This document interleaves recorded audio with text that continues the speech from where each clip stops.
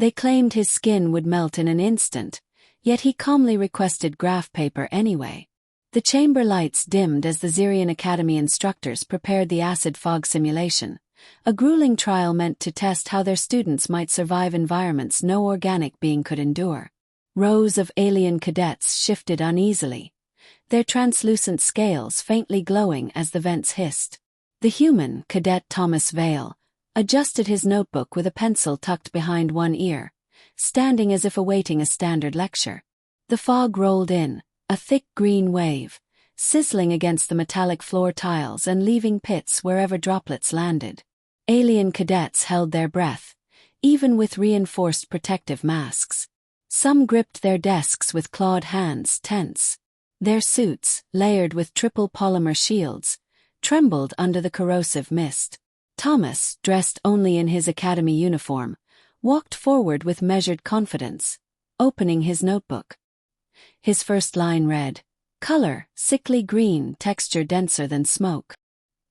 He squinted at Ved, extended a hand into the mist and scribbled, "Visibility roughly 50%. Gasps spread through the observation deck. One insectoid cadet whispered that human skin should have boiled away immediately, but Thomas casually rubbed his arm as if dusting it off. "Next observation," he said aloud, projecting his voice through the audio relay. "Smell resembles vinegar blended with rotting fruit." The towering instructor, four-eyed and mandibles clicking, leaned against the railing in disbelief. This is impossible, he thought. The fog corrodes flesh, bone, even nerve endings.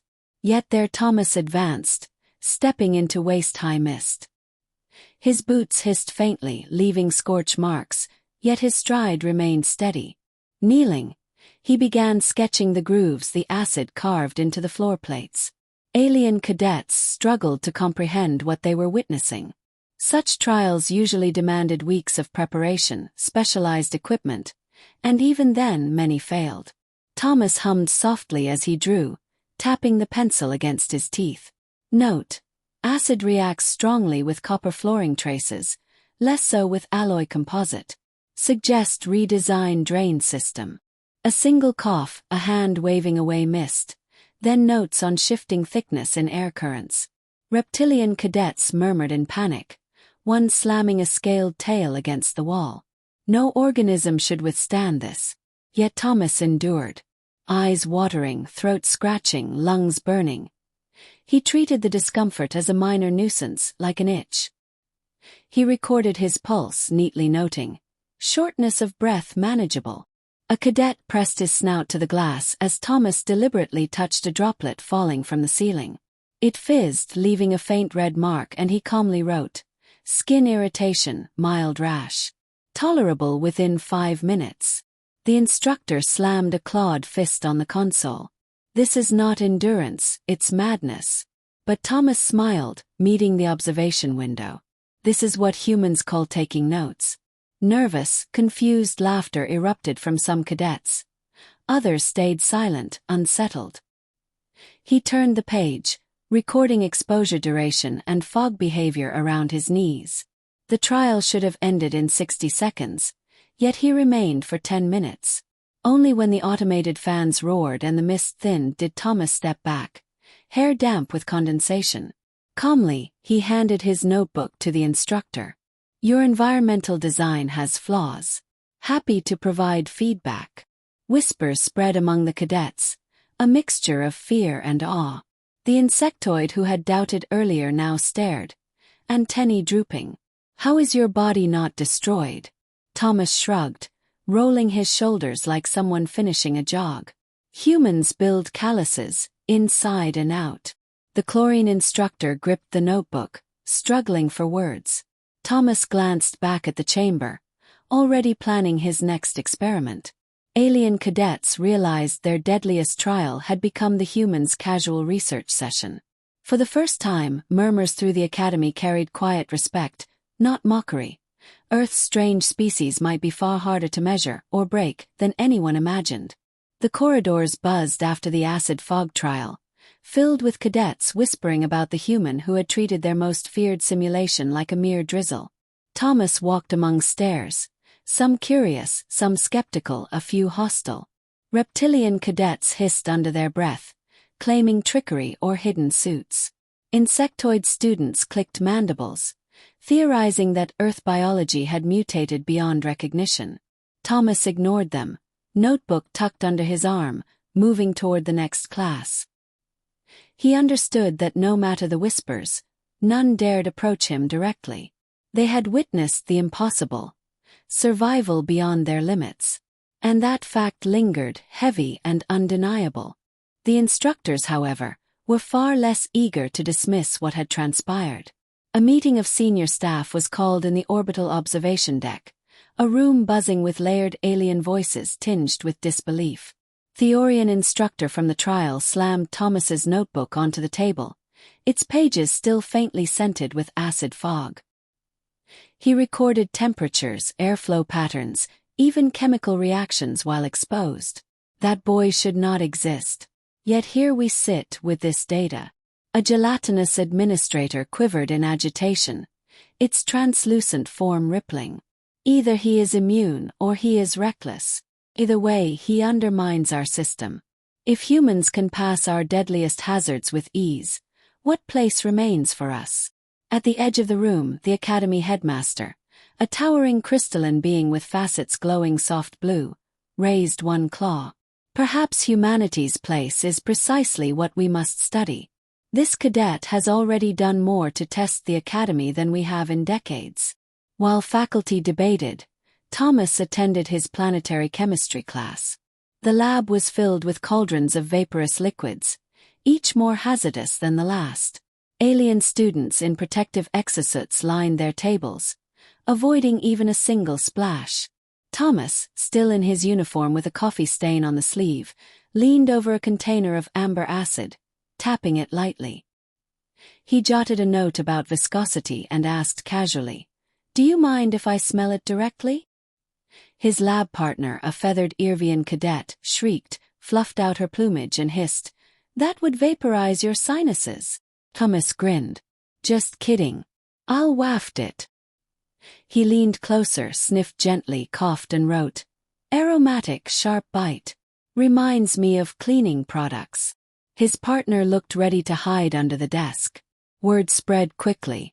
By the time Thomas submitted his lab report, filled with meticulous sketches, human analogies, and neutralization suggestions, the instructors had to admit it surpassed most senior researchers' work.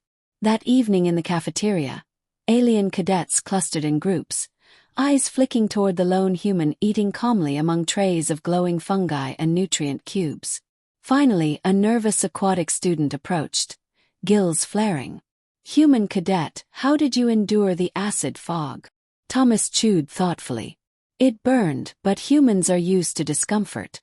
We grow through it." He shrugged as if obvious. The student's wide black eyes blinked. "You call that discomfort?" Thomas laughed softly. "We call it Tuesday." News spread faster than any report. Soon, Thomas was assigned to demonstrations, some planned, others spontaneous. In one trial, he measured radioactive minerals barehanded, relying only on tongs, noting how the glow changed under lighting. In another, he walked barefoot across simulated volcanic terrain, muttering, "Hot but manageable," as aliens fainted in shock. Every event chipped away at the Academy's certainty that their tests defined universal limits. Not all admired him. Groups of cadets whispered that humans were dangerous, unpredictable, even monstrous. One night in the dormitory, 3 reptilian students cornered him, tails lashing. "Your kind mocks our academy. You do not belong here," one growled. Thomas calmly closed his notebook, meeting their gaze. "Then test me. If I don't belong, prove it."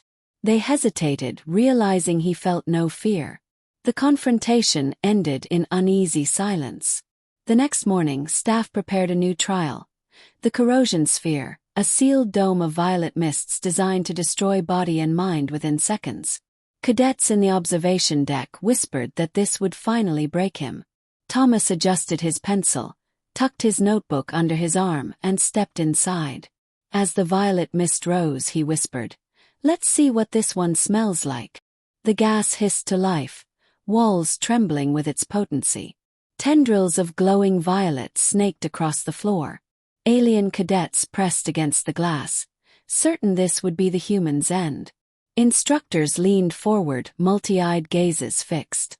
Thomas adjusted his collar, opened his notebook and wrote, "Initial entry. Violet fog, thicker than prior trial, smells faintly of burning plastic." He inhaled cautiously, coughed once, and continued documenting, skin reddening yet brushing it off. Minutes passed. The fog tested every limit, but Thomas moved steadily, waving hands through the mist, noting reactions, voice calm through the audio feed. Observation. Fog pools differently than acid mist, rises slower, possibly heavier chemical base. Temperature slightly warmer. Whispers surged outside. A reptilian cadet slammed a fist on the glass. No body can survive this. Thomas was not invincible. Sweat streamed, eyes stung, body shook, but he recorded. Stings worse than last trial. Feels like walking through nettles, tolerable. Rating 7 out of 10 discomfort. Aliens froze, unable to comprehend his casual scale. 20 minutes passed. Automated fans roared, clearing the mist.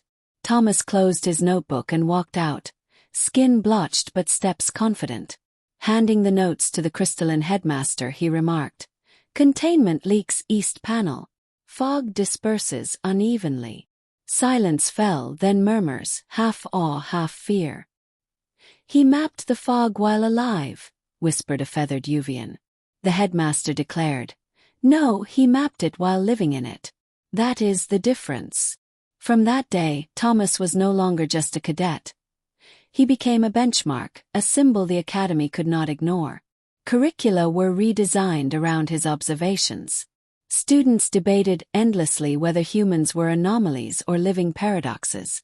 Stories of Thomas spread across star systems, a human who treated deadly trials like field notes. He never called himself extraordinary, spending evenings in the library, margins filled with comparisons to Earth's simpler struggles.